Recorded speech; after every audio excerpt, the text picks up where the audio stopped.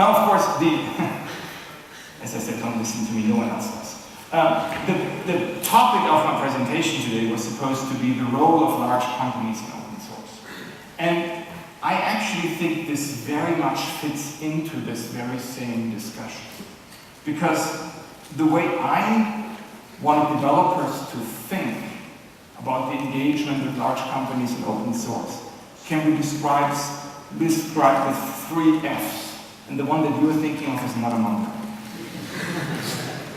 It's funding, feedback, and freedom. Now, funding is simple.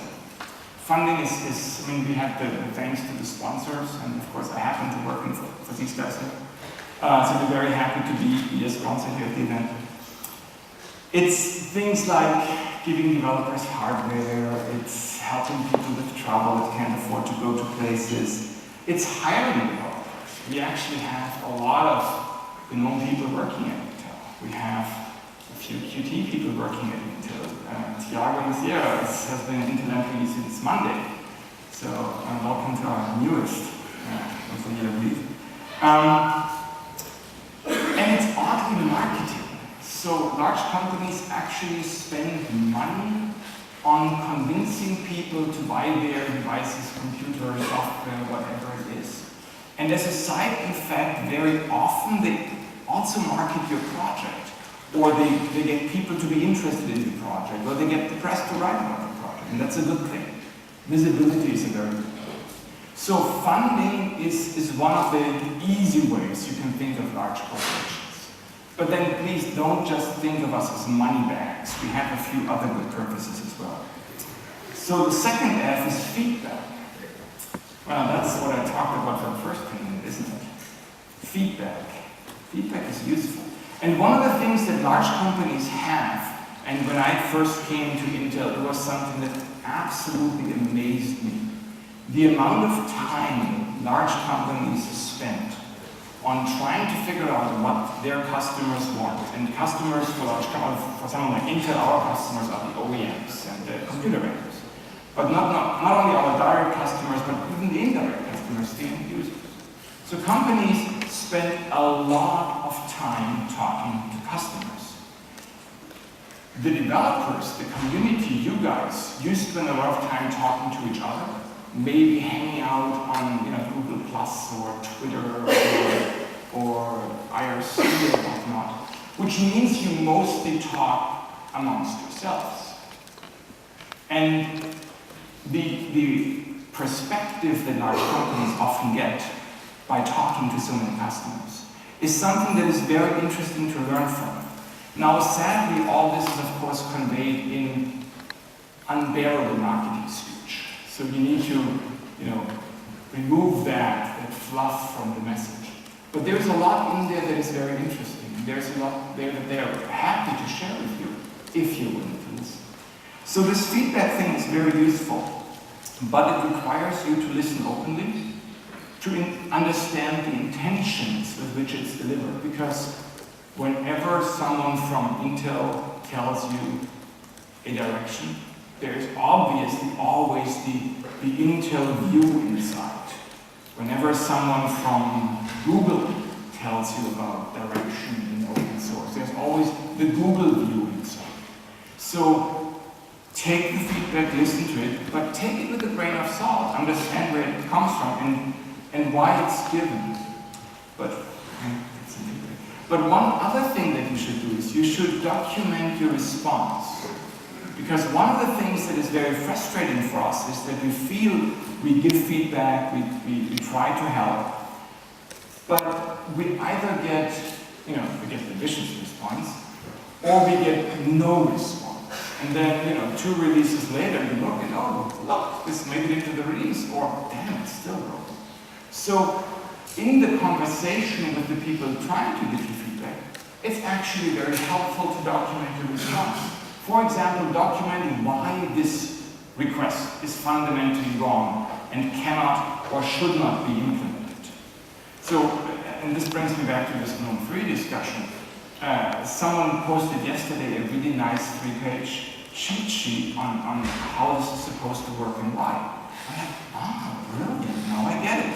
It still doesn't make sense to me, but at least I know what you want me to do. So document what you're doing. Documentation is, oh, by the way, one of the biggest weaknesses of open source software, because how many of you are hackers? That's a good number. How many of you love writing documentation? Liars! I've read your documentation. I have spent 2 days reading the GNOME design documents. And there are more, literally, you follow the links to the non-existing pages, you read the parts that document GNOME 2 that are directly linked as here's the GNOME 3 design document. It's awesome. It is fantastic. Okay, the third part is freedom. Third F that I want to talk about. Freedom is actually I want to call it control, but control doesn't start with an F, very weird. So large companies have an agenda. And it's almost always about control. Large companies have this ingrained desire to control what's going on, to be able to control the direction, to control the date, to control the next deliverable. So as you as a developer engage with large companies, and that includes my employer, of course, understand why we do what we do, understand our intentions, but also understand that we're not per se malicious, we just appear that way. We are much more, by definition, interested in our own best interest first, and in your best interest second. Now that seems strange for me to say on stage in a keynote. But I think it's very important for people to realize, as you engage as an open source community with large companies, that the things that they do are not vicious. The things that they do are actually very predictable. It is very easy to figure out why a company does the things they do and what the likely next steps are and how these next steps affect you and your project. So for example, if your project relies on, let's say, a library or toolkit that is controlled by a single vendor, you may or may not still focus on open source, no relation to any current activities, that may be a reason of concern. So understand what the relationship with the corporation means to your freedom. Also understand that large companies have usually gotten large because their managers are very good managing to numbers. They don't manage to philosophies, they don't manage to great ideas, they don't manage to, the greater good of mankind, they manage to numbers. Which means that it happens that something that was very important for a company 3 months ago suddenly isn't anymore. It happens that the project that you rely on this company to finish for you suddenly is no longer on the radar screen and they move on to something else. So it is very important to keep your freedom, keep your independence from companies in the way you plan your project. And I'm not talking about specific companies abandoning anything. I'm talking much more about the way you need to think when you engage with them. The way you need to think when you make your plans for your releases, for your development, for what you're doing here this week, for the next steps where you're going. Because one thing to remember is most open source developers today, like it or not, are employed, well actually like it, I think most of us like it, are employed by someone to do this. So very few people are truly here as altruistic, enthusiastic volunteers who during the day sweep the streets to make a living and in the wee hours of the night hack to be the next great open source contributor. Most everyone in all these communities is employed by someone. LWN did a study on this a couple of years ago that said that more than 80% of all contributors to the Linux kernel do this as their main job. I actually searched for similar statistics on GNOME and KDE. No one seems to have done that. But when I just go through the commit logs and look at the top 10 most frequent people, and in both projects you can look it up, and these people work for companies that are directly engaged in those projects. So yes, companies are very important, but companies, through their involvement, also change the way the projects work. And this is one thing that I find is most often overlooked by the developers. Most projects start as a small project somewhere. It's a few idealists, they do it on their own time. And oh, by the way, most great open source projects start by individuals as a whole, not as a big corporate strategic plan. Let's make this clear. Most of these projects start by individuals for themselves, for their own peer group, and are not designed to be run with companies involved. And you look at the licenses that are being used, you look at the governance models that are being used, and you can see that there is a ton of idealism involved, and very little realization what it means if suddenly the majority of your key developers work at a certain company. And that is something that I think we all need to pay much more attention to. What is the governance model of the project that you're involved in? Who has the ability to change direction, or is there anybody who has the ability to change direction? Who are you depending on? Who are the people who have the control points in your project? And do these people have interests that are aligned with you? Or are these people potentially your competitor and actually want to do something potentially evil for you? So that is why I think freedom is the one part that is most often overlooked when people think about the way they engage with companies and with company-sponsored developers in these projects. So, I said, funding, feedback, freedom are the three things to think about.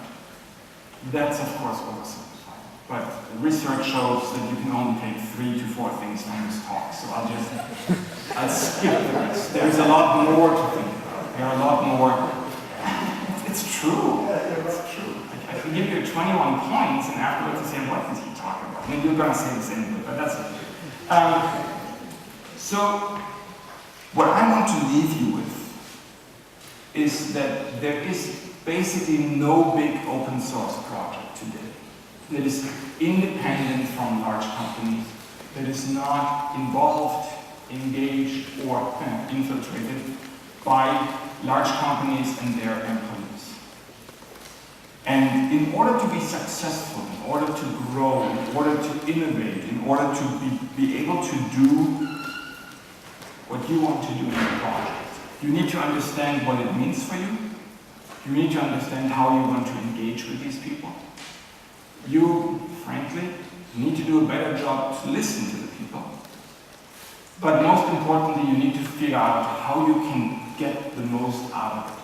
How can you get large companies to help you be successful?